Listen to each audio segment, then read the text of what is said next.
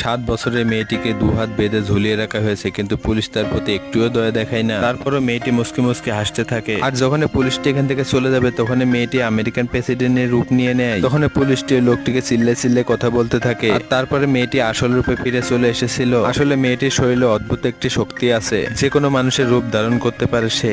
আর এই পুলিশগুলো কোথাও যাচ্ছিল তখন তারা একটি মানুষ দেখতে পায়। তখন এই লোকটি পুলিশের গাড়ির হাত দিয়ে ভেঙে চুরমার করে দিয়েছিল। আর সে পিছনে থাকা গাড়িগুলোকে হাতের ইশারায় সব ভেঙে চুরমার করতে থাকে। আর গাড়িতে থাকা কন্টেনারকে সে আলাদা করে দিয়েছিল। আর লোকটি তার দুই হাতের ইশারায় গাড়িকে উপরে উঠিয়ে নেয়। আর লোকটি হাতের ইশারায় কন্টেনারকেও দাঁড় করে দিয়েছিল। এইদিকে মেয়েটি পুলিশকে আক্রমণ করে চাবিটি নিয়ে সে জেল থেকে বেরিয়ে চলে এসেছিল। আর এইদিকে লোকটি কন্টেনারের দরজাটি ভেঙে ফেলে। আসলে কন্টেনারের ভিতরে অনেক লোককে আটকে রাখা হয়েছিল, যাদের ভিতরে অদ্ভুত অদ্ভুত শক্তি আছে। তখন এই পুলিশটি এই লোকটিকে নিশানা লাগায়, কিন্তু মাঝখানে মিস্টেক চলে আসে এবং এই মেয়েটিকে সেই ইনজেকশন লেগে যায় এবং মেয়েটি বেহুশ হয়ে যায় এবং অন্য রূপ ধারণ করে।